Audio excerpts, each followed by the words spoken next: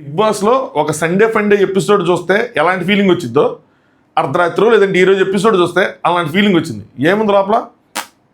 ఏం లేదు, డొల్లా. ఒక యాక్టివిటీ చేశారు, బాడీ క్రెడిట్స్ ఇచ్చారు, ఎలిమినేషన్ చేశారు. బాగుందన్న, చాలా బాగుంది. అయితే ఈ టైటిల్ రెండు విధాలుగా పెట్టా. ఒకటి ఎపిసోడ్లు ఏమీ లేదు అని చెప్పడానికి, రెండు సీరియస్గా కూడా పెట్టా, ఎలిమినేషన్ రిలేటెడ్ మాట్లాడుకుందాం. అదొకటే టాపిక్ యాక్చువల్గా చెప్పాలంటే.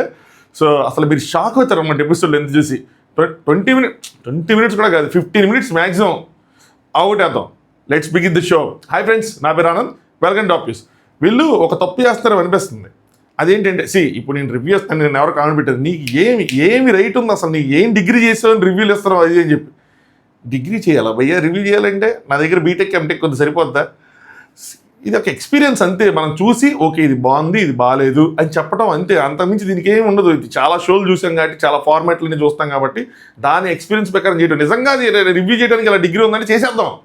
ఏది బీటెక్ ఎంటెక్ ఎన్ని సబ్జెక్టులు, బీటెక్ చదివిన వాళ్ళు తెలుసు ఆ పెయిన్ ఏంటో, ఎన్ని అసైన్మెంట్లు, ఎన్ని మిడ్లు, ఎన్ని ల్యాబ్లు, అబ్బో చెప్పాలంటే అసలు అది పెద్ద మళ్ళీ 4 సంవత్సరాలు చరిత్ర. ఇక ఇక్కడే సైడ్ ట్రాక్ అయిపోయి 15 నిమిషాల నుంచి 18 నిమిషాలు వెళ్ళిపోద్ది.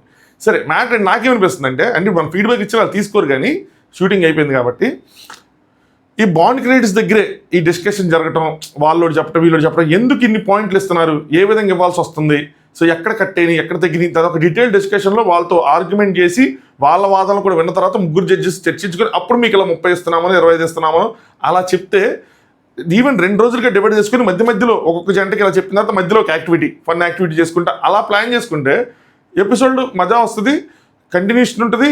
నెక్స్ట్ వాళ్ళు ఏమనుకుంటున్నారు మనకు తెలిసిద్ది, బాండ్ క్రెడిట్స్ అలా ఇస్తుంది, ఒకరికి 20 ఒకరికి 30 మీనింగ్ ఉన్నట్ల. అదొక్కటే మిస్ అవుతున్నారేమో అనిపించింది. బట్ ఇట్స్ ఓకే, ఇంకేం చేయలేము. మనం చెప్పిన వాళ్ళు చేయలేరు, వాళ్ళకి అంటే మనదే రైట్ అని కదా, ఎవరు చెప్పినా కూడా వాళ్ళు ఇంకేం చేయలేరు. సో అక్కడ మిస్ అవుతున్నారేమో అనిపించింది.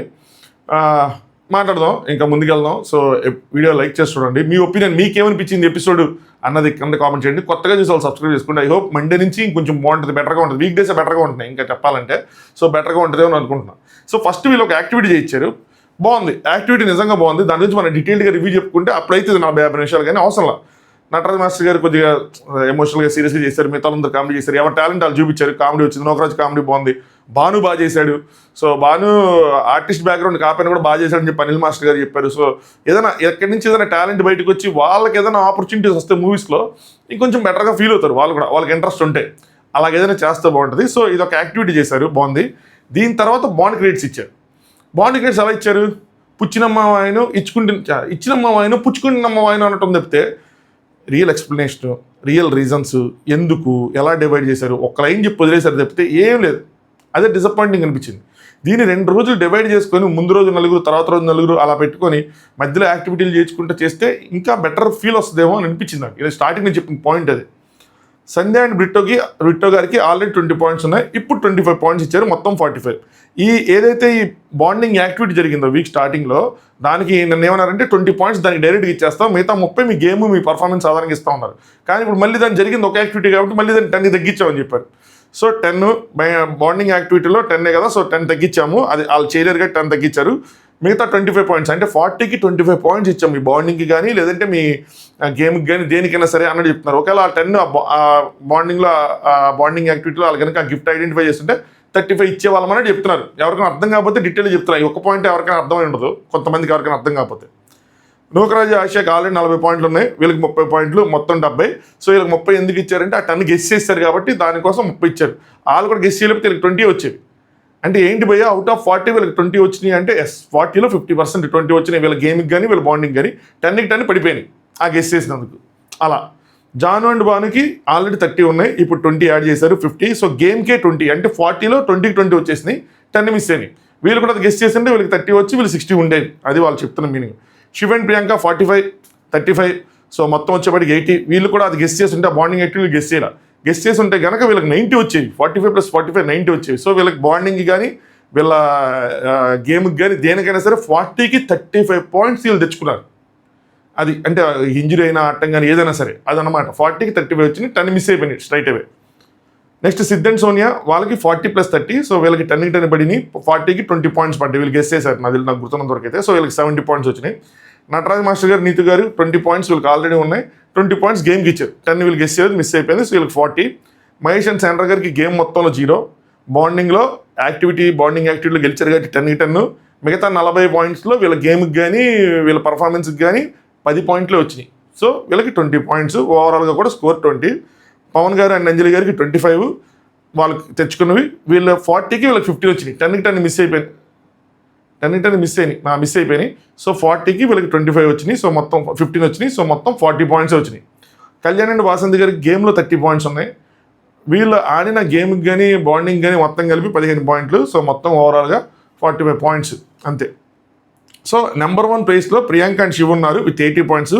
నెంబర్ 2లో నూకరాజు అండ్ ఆసియా ఉన్నారు విత్ 70 పాయింట్స్. ఇక్కడ టై అయింది. నెంబర్ 2లో సిద్ధ్ అండ్ సోనియా కూడా ఉన్నారు 70 పాయింట్స్.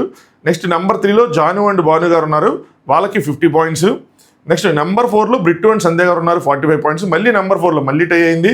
సో నెంబర్ 4లో అగైన్ కళ్యాణ్ అండ్ వాసంతి గారు ఉన్నారు 45 పాయింట్స్. వీళ్ళిద్దరికి టై అయింది. నెంబర్ 5లో 40 పాయింట్స్తో మాస్టర్ గారు అండ్ నీతు గారు ఉన్నారు. అదే నెంబర్ 5లో పవన్ అండ్ అంజలి గారు కూడా ఉన్నారు అదే 40 పాయింట్స్తో. నెక్స్ట్ నెంబర్ 6లో 20 పాయింట్స్తో మహేష్ అండ్ సెంటర్ ఉన్నారు. మల్టిపుల్ టైస్ అయినాయి కాబట్టి ఈవెన్ 9 జంటలు ఉన్నా కూడా 6 జంటలు ఉన్నాయి. వీళ్ళకి కొంచెం డిస్పర్స్ చేయాలి. జనరల్గా టై అయితే నెక్స్ట్ ప్లేస్ వదిలేసి నెక్స్ట్ ప్లేస్ అలా డిక్లేర్ చేస్తే మనకి క్లియర్ తెలుస్తుంది. కానీ బట్ బాటమ్ 3 వచ్చేపాటికి మహేష్ అండ్ సెంటర్ గారు, పవన్ అండ్ అంజలి గారు, నెక్స్ట్ నటరాజ్ మాస్టర్ గారు అండ్ నీతు గారు. సో వీళ్ళని బాటమ్ 3లో పెట్టారు. ఇక్కడ దీని తర్వాత గోల్డెన్ కపుల్గా శివ్ గారు అండ్ ప్రియాంక గారు టాప్లో ఉన్నారు కాబట్టి వాళ్ళిద్దరికి కీ ఇచ్చి దాన్ని మర్చిపోయారు దాని పేరు. అందుకనే మన తెలుగులో మనం కోట్ అనుకుందాం, ఈజీగా ఉంటుంది కదా మనకు కూడా, ఎవరేమో అనుకోరు మనల్ని. సో కోట్ వేసి కాసేపు అడావిడి చేశారు. బట్ శివుకి అసలు బాగాలేదు. ఈ వీక్ అంతా ఎలా ఆడుతాడన్నో చూడాలి, ఏం జరిగింది ఏంటి అని చెప్పి ప్యాడేజ్ రూమ్ ఇవన్నీ ఇచ్చారు. నెక్స్ట్ ఎలిమినేషన్కి వచ్చారు. సో ఈ ప్రాసెస్ ఏదైతే ఉందో దీని గురించి మనం మాట్లాడుకోవాలి. ఇదే మెయిన్ ఎపిసోడ్లో, అంతమించి ఏం లేదు.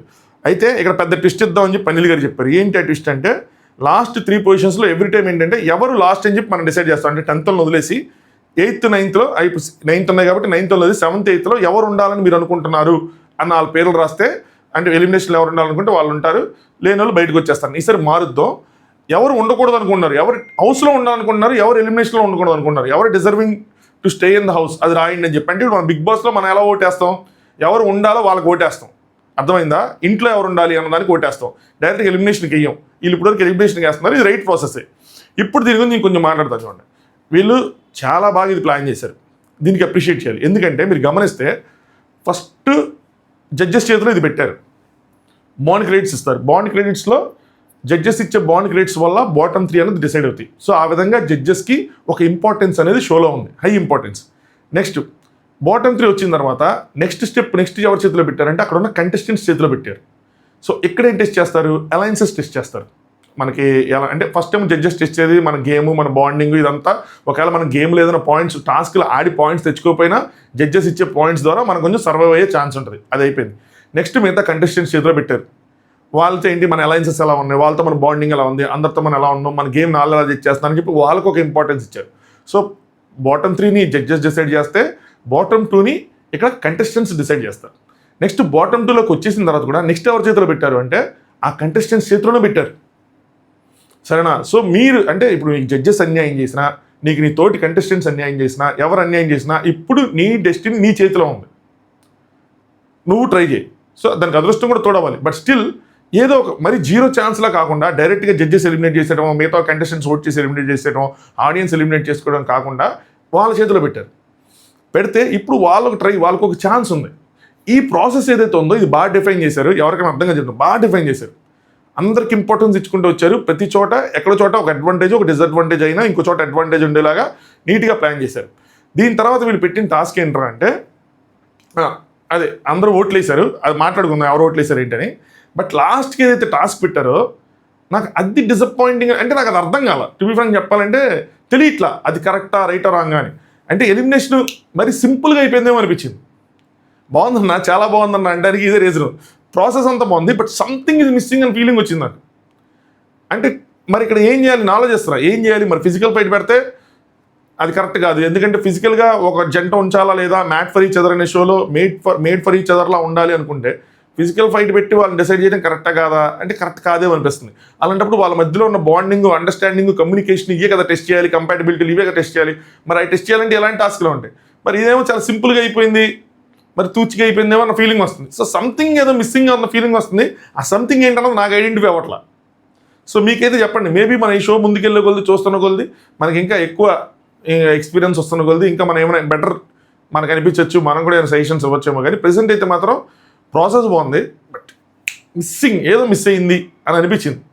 లేదంటే ఎలిమినేషన్ ఎపిసోడ్ ఇంకొంచెం బెటర్గా ఉండాలి, అది టాస్కే నాకు కొంచెం ఇదిగా అనిపించింది. సరే, ఇక్కడ మిగతా వాళ్ళకి చేతిలో పెట్టారు, వాళ్ళు ఓటు వేయాలి, ఎవరు ఉండాలనుకుంటున్నారు అన్న చేతిలో వేస్తే ఇక్కడ ఏమైందంటే ఇక్కడ అంజలి గారు ఏమల్లా, అంజలి గారు, నటరాజ్ మాస్టర్ గారు, నెక్స్ట్ మహేష్ శాంట్రా గారు అందరూ అక్కడే ఉన్నారు. ఉన్న తర్వాత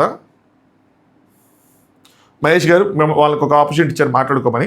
మహేష్ గారు still have that fighting spirit and I will show power ఇవన్నీ మీరు చూసారు. అది ఇప్పటివరకు ఎంత పడ్డామో ఎంత పోరాడామో మీరు అంతా గమనించారు, సో చూసి ఓట్ చేయండి అన్నారు. మహేష్ గారు ఎంత చెప్పినా కూడా ఎంత మాటలతో మ్యాజిక్ చేసినా వేయరు, ఏదైనా వరుసగా వాళ్ళే ఉంటా అన్నారు. వాళ్ళకి వేస్తే మిగతా వాళ్ళకి అన్యాయం చేసినట్టు ఇది కాబట్టి మ్యాక్సిమం వేయరు. పవన్ గారు లాస్ట్ గేమ్లో అంజలి ఒక రౌండ్ గెలిచింది, ఒకటి కొట్టింది, నేను కూడా ఎంత ఫైటింగ్ ఇచ్చాను ఆ స్టార్స్ కాపాడుకోవడం చూశారు కాబట్టి చూడండి అన్నారు. నటరాజ్ మాస్టర్ గారు సింపుల్గా నేను ఉండాలి అనుకుంటే నేను బాగా ఆడతా, ఈ గేమ్ నేను ఉంటే బాగా ఉంటాను అని నమ్మకం ఉంటే వేయండి, రాయండి పేరు, లేదంటే లేదు, సింపుల్ చెప్పారు. నటరాజ్ మాస్టర్ గారు స్ట్రైట్ ఫార్వర్డ్, ఇంకా ల్యాగ్ ఉండదు, అందులో లాగరు, డైరెక్ట్ చెప్పారు. సిద్ధ్ అండ్ పవన్ గారు, సిద్ధ్ అండ్ అంజలి గారు ఇక్కడ పవన్ అండ్ అంజలి గారికి, సిద్ధ్ అండ్ సోనియా గారు ఇక్కడ పవన్ అండ్ అంజలి గారికి వేశారు ఓటు. ఆబ్వియస్లీ వాళ్ళు కొంచెం బాండింగ్ ఉంది కాబట్టి వేస్తారు, ఇవే ఉపయోగపడేవి. నెక్స్ట్ సంజయ్ గారు వచ్చేప్పటికి నటరాజ్ మాస్టర్ గారికి వేశారు, సంజయ్ గారు, బిట్టు గారు. నెక్స్ట్ వాసంతి కళ్యాణ్ గారు వచ్చేప్పటికి వాళ్ళు నటరాజ్ మాస్టర్ గారికి వేశారు. నేను వాళ్ళు అంజలి గారికి వేస్తారేమో అనుకున్నా, వీళ్ళు స్టార్టింగ్ బాండ్ ఉంది, ఇప్పుడు కొంచెం బ్రేక్ అయినట్టుంది. నెక్స్ట్ ఆసియా నౌకరాజ్ గారు వచ్చి నటరాజ్ మాస్టర్ గారికి వేశారు, ఇది నేను గెస్ చేశాను. నెక్స్ట్ ప్రియాంక అండ్ శివ్ గారు వచ్చేప్పటికి అంజలి గారికి వేశాను. సో ఇంతకుముందు నేను వీళ్ళకి పడదామనుకున్నాను కానీ బట్ చాలా మంది తర్వాత కూడా చెప్పారు వాళ్ళు లాక్స్లో కనిపిస్తారు, బాగానే ఉంటారని చెప్పి. సో వాళ్ళకే వేశారు, అంజలి గారికి. నెక్స్ట్ జాను అండ్ భాను గారు వచ్చేప్పటికి వాళ్ళు అంజలి పవన్ గారికి రాశారు. వీళ్ళకి కూడా ఇష్యూ అయింది, ఉత్తరాట్ల నటరాజ్ మాస్టర్ గారితో అయింది, ఎవరితో అయింది. సో ఇక్కడ వచ్చేప్పటికి ఏమైందంటే 3 ఓట్లు నటరాజ్ మాస్టర్ గారికి పడ్డాయి, అంజలి పవన్ గారికి 2 ఓట్లు పడ్డాయి. మొత్తం అక్కడ వేస్తుంది 6. సో 5 ఓట్లు అయినాయి, ఇంకొక ఓటు ఉంది. అది ఎవరి దగ్గర ఉందంటే జాను భాను గారి దగ్గర ఉన్నాయి. జాను భాను గారి దగ్గర చెప్పేశాను కదా, జాను భాను గారి దగ్గర ఉంది, అంజలి పవన్ అని చెప్పేశాను, జాను భాను గారి దగ్గర ఉంది.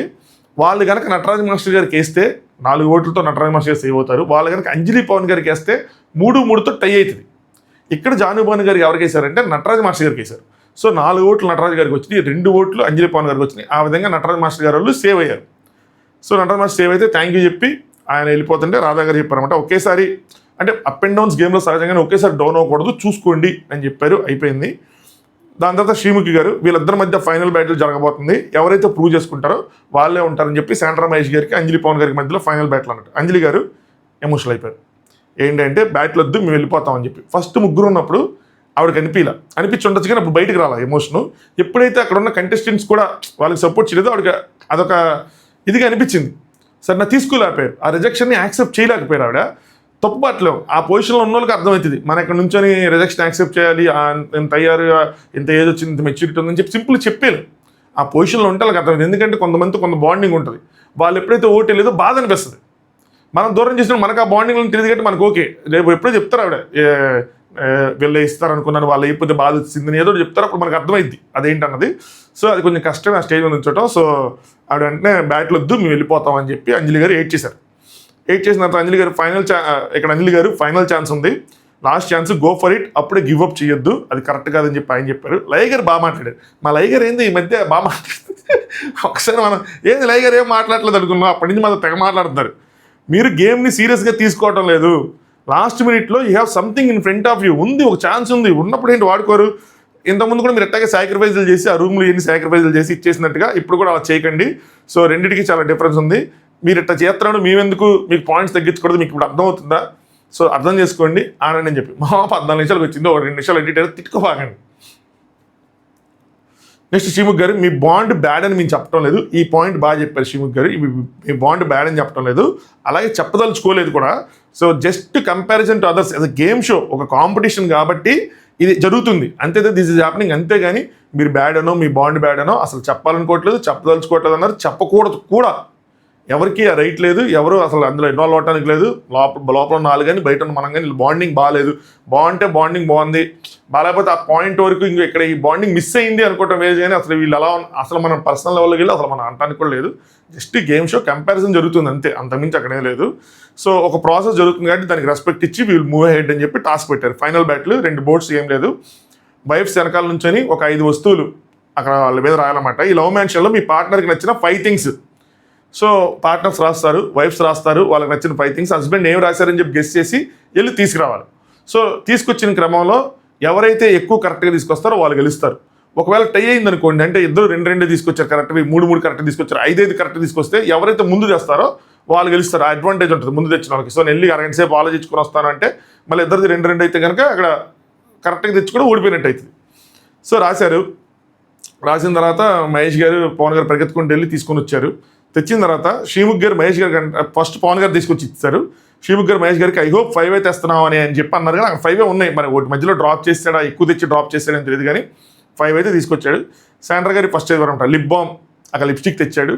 లిప్ బామ్ అనేది లేదు. అప్పుడు నేను ఫీల్ అయ్యా, అర్రే కన్ఫ్యూజ్ అయ్యాడండి, మళ్ళాగా లిప్ బామ్కి లిప్స్టిక్ ఏం తేడా తెలీదా అని అనిపించింది నాకు.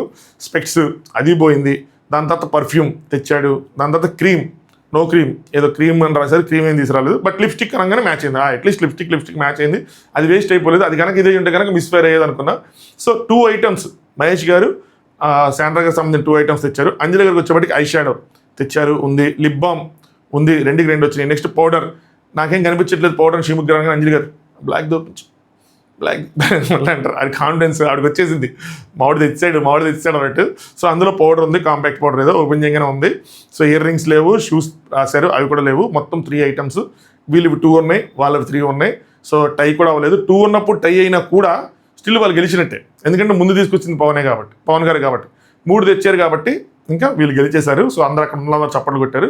అండ్ దే డిజర్వ్ చేస్తారా మహేష్ అండ్ శాండ్రా గారి కన్నా అంటే డిజర్వ్ చేస్తారు ఆఫ్ కోర్స్, ఎందుకంటే వాళ్ళు ఆడారు, వాళ్ళు గెలిచారు, వాళ్ళ దగ్గర అన్నీ ఉన్నాయి. వీళ్ళు వరుసగా లాస్ట్లోనే ఉంటున్నారు కదా. సో ఇంకేం చేయలేం, అదనమాట సంగతి. అయితే నెక్స్ట్ మహేష్ అండ్ శాండ్రా గారు ఇంక ఎలిమినేటెడ్. శాండ్రా గారు ఇక్కడ ఎమోషనల్ అయిపోయారు. ఇంకా ఆవిడకి ఇంకా ఆబ్వియస్గా ఏడుపు వచ్చేస్తుంది కదా ఇంకా. సో రాధా గారు ఇప్పుడు కూడా మీరు బాండింగ్ చూపించే వెళ్తున్నారు, ఏం మ్యాచ్ అవ్వలేదని కాదు, అంటే ఒక్క ఐటమ్ కూడా మ్యాచ్ అవ్వలేదని కాదు, కొన్నేనే మ్యాచ్ అయినాయి. సో ఆ బాండింగ్ అనేది ఉంది, కంగారు పడుతుంది. ఒక్కటి మ్యాచ్ అవ్వకపోయినా కూడా బాండింగ్ అనేది ఉన్నట్టే, లేనట్టు కాదు. ఆ టైంకి ఆ టెన్షన్కి ఆవిడ ఏం రాశారు, ఈయన ఇచ్చారన్నది చెప్తే మ్యాచ్ అవ్వకపోతే లేనట్ట కాదు కదా, ఉన్నట్టే. ఏదైనా సరే బాండింగ్ అనేది ఉన్నట్టే. All the best for your future అని చెప్పి, హ్యాపీ మ్యారీడ్ లైఫ్ అని చెప్పారు. అనిల్ గారు ఎక్కడ నుండి వెళ్తున్నారు అనుకుంటున్నారు, బట్ బెస్ట్ కపుల్గా వెళ్తున్నారు. సో వచ్చినప్పుడు టు బి ఫ్రాంక్ చెప్పాలంటే మహేష్ గారు శాండ్రా గారిని చూసినప్పుడు కొద్దిగా భయం వేసింది, కానీ తర్వాత వాళ్ళ బాండింగ్ అంతా చూసిన తర్వాత ఓకే, ఏం పర్లేదు, ఏం కాదు, ఇంకొంచెం బెటర్ అయ్యి వెళ్తున్నారని ఫీల్ వచ్చింది. ఈ షో వల్ల వాళ్ళు బెటర్ అయ్యారు అనుకుంటున్నా. అది వాళ్ళు డిక్లేర్ చేసి వాళ్ళు చెప్తే, షో అయిపోయిన తర్వాత వాళ్ళ ఎక్స్పీరియన్సెస్ చెప్తే బాగుంటుంది. ఆనెస్ట్ ఎక్స్పీరియన్స్ ఏమైనా చెప్తే బాగుంటుంది. హ్యాండ్ కాస్టింగ్ ఒకటి ఉంది కదా, చేతులతో 2 చేతులు ఉన్నది. ఇక్కడ అనిల్ గారు మాట చెప్పారు. లాస్ట్ టైం కూడా మా 3 జడ్జెస్ అనుకున్నాం ఏంటంటే దాన్ని బ్రేక్ చేయొద్దు, అలాగే ఇచ్చి పంపించేసేయండి అని చెప్పి. లాస్ట్ టైం హరీష్ గారు తన చేతులు తను బ్రేక్ చేశారు కదా, సో వెళ్ళిపోయేటప్పుడు బ్రేక్ చేయాలి ఆ పేరు అని చెప్పి వద్దు ఇచ్చి పంపించేయండి అనగానే మాస్క్ పైన అవి తీసుకొచ్చాడు. అయితే శ్రీముఖ్ రాధా గారు అంటారు హక్ చేసుకున్నారు, రూల్ అవుట్ పెట్టారని చెప్పి. శ్రీముఖ్ గారు ప్రస్తుతానికి మీరు అడిగారు కాబట్టి ఇచ్చేస్తున్నాం, కానీ మా ఫార్మాట్ ఇదే, నెక్స్ట్ టైం నుంచి మాస్క్ మ్యాన్ ఆ హ్యాండ్ కాస్టింగ్ని బ్రేక్ చేస్తాడు, హెల్మెట్ బ్రేక్ చేస్తాడు, ఈసారికి మాత్రం ఇచ్చేస్తున్నాం అన్నారు. ఇది బిగ్గెస్ట్ హింట్ ఏమో అనిపించింది నాకు. ఏంట్రా హింట్ అంటే వీళ్ళు మళ్ళీ వైల్డ్ కార్డ్కి తిరిగి వచ్చారు కదా, సో అందుకోసమే అనిల్ గారు అలా చెప్పి ముందే ప్రీ ప్లాన్ ఏమో, వెళ్ళిపోయిన తర్వాత వీళ్ళు ఆలోచించుకొని తీసుకురాలేదేమో.